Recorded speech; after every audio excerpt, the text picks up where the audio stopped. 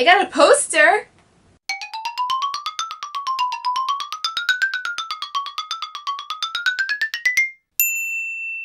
Okay, so by that intro, you'd probably guess that this is going to be an Amazing Spider-Man review. And I saw it at midnight, and that's how I got the poster. And I also got a pin. I put it on my bag. You can see that. It's pretty cool. Yeah. So, this is a reboot from the Sam Raimi one, starring Tobey Maguire and Kirsten Dunst and James Franco and so on. And this time it is Andrew Garfield as Peter Parker / Spider-Man. Gwen Stacy is actually a love interest instead of Mary Jane, and he's played by Emma Stone. And Rhys Ifans, I hope I'm saying that right, is Dr. Connors / the Lizard, and Denis Leary is Gwen Stacy's dad and the captain of police. And the plot is basically that of the same origin story, but also trying to figure out what happened to his parents, you know, the mystery behind that. And he encounters Dr. Connors, and he becomes the Lizard, and we all know what happens from there. Peter has to stop him, he becomes Spider-Man, blah blah blah. So I have to say, every single person in the cast is great. They did their jobs well, and they were the characters. They were very good. All of them did a good job, and I really don't have anything against the acting. I think it was a good choice having Andrew Garfield as Peter Parker. I was a little bit skeptical because he is older than a high school kid, so, you know, I didn't know that was going to be so much believable in the movie, but it was. Emma Stone was great as Gwen Stacy. I really love her. She's becoming one of my favorite actresses, and I'm so glad that they picked her for this role. So I'm gonna talk about the positive stuff first, I guess. I must say that the 3D was pretty good. I saw it in IMAX 3D, and the 3D was good, and there are some parts where Spider-Man, you know, was doing his thing, swinging in the city, and it looks really cool. And when he let go of one web and he kind of went towards the screen, that was really awesome. It felt like he was in your face. Also, I really liked that they had parts where it showed from his perspective. I thought that was really cool adding that, because it's really awesome seeing it in 3D like that. There are some really cool action sequences, and the Lizard looked pretty awesome CGI wise. I thought it was good. I do like the concept art for the Lizard, although I must say he kind of looks more like Killer Croc in a sense. Now, I have a lot of gripes about this, and people are going to probably be asking, is this better than the Sam Raimi ones? Do they live up to its hype and everything? And I must say, in my opinion, not really. I don't know really what I was expecting. I just went open-minded, like, okay, this looks promising. You know, I have faith in this, and I mean, it was a good movie, but it's not anything different. There's nothing new or innovative or creative that separates it from the Sam Raimi ones. In my opinion, I like the Sam Raimi ones a little bit better. The character development is not all that good in a sense of that you don't really feel for them if something happens. Even Peter Parker's character, can I sympathize with Peter at all when he's Peter Parker? And not really. He's really dreary and isolated and always depressed, sad.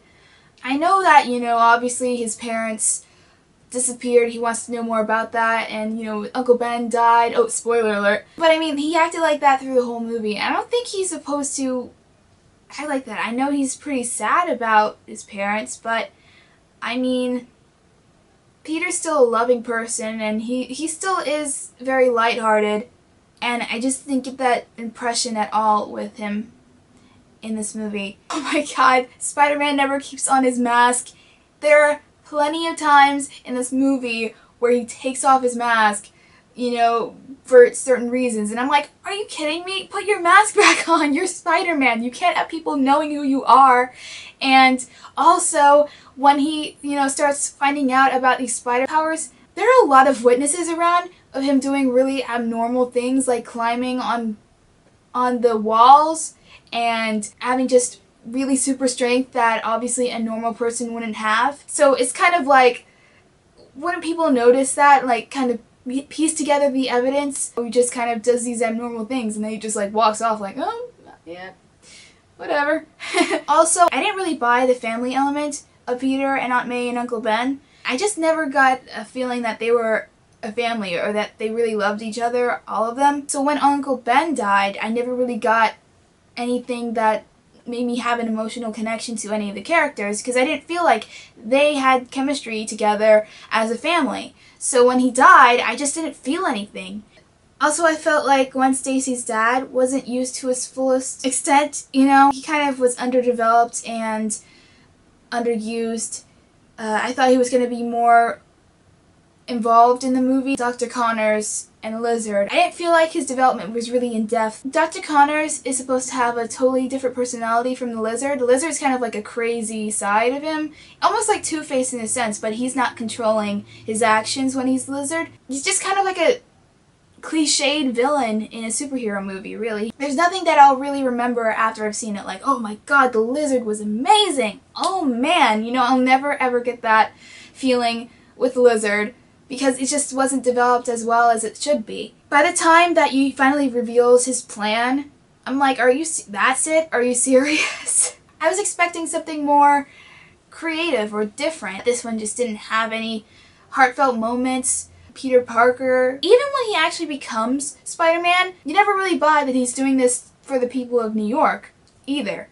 I mean, he basically becomes Spider-Man because he wants to find the guy who killed Uncle Ben. And that's it. And then he just kind of like saves people on the side. And I'm like, are you kidding me? That's it? I don't even buy him becoming Spider-Man. I don't feel like he's gonna stay Spider-Man, you know? He's just doing this because of this reason only. I don't buy that he's doing this for selfless reasons at all. This movie, I was really disappointed by it, and I really, really wanted to love this movie. I was really excited, and it just got my hopes down a lot. You know what? This whole movie, the music, the characters, the story, I never really got the sense that this is a Spider-Man movie. They don't have any elements that make Spider-Man really heroic, that you buy that he's doing this because he cares about the people who he's trying to save. I really did want to love this movie, and it's not a bad movie at all. It's worth seeing in the theaters. You're going to have a good time. It does keep your interest. They have good action scenes. They have good 3D effects. All the acting's really good. I have such mixed feelings about this movie. I didn't like it as much as I thought it was, and there are other people out there that do like this movie better. I really want to be on their side. I really want to love this movie so much, but I just can't. I miss the Danny Elfman score so much. I didn't realize how much I would miss it when I watched this movie, but then I'm like, this new score is not doing it for me. I wasn't expecting it to be like the Sam Raimi ones at all, but it's just not very good writing, and things are all over the place. They just glossed over parts that are really important in the origin story, like him becoming Spider-Man. They don't really show things that are important, that they showed in the Sam Raimi ones that made the movie better.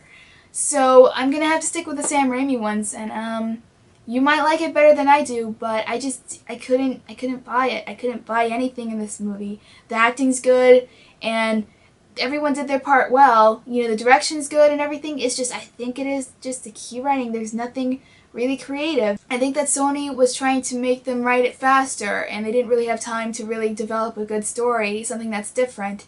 It's not really anything that different from the originals. So I'm gonna have to give it 3 stars. I like parts of it, but as a whole, it's not all that good. I just hope that the second one is a little bit better. Maybe have different writers or take more time to write it to make it really interesting. So, thanks so much for watching this review. I will have video game videos coming up. I did shoot some, so look out for that soon. Yeah. Goodbye.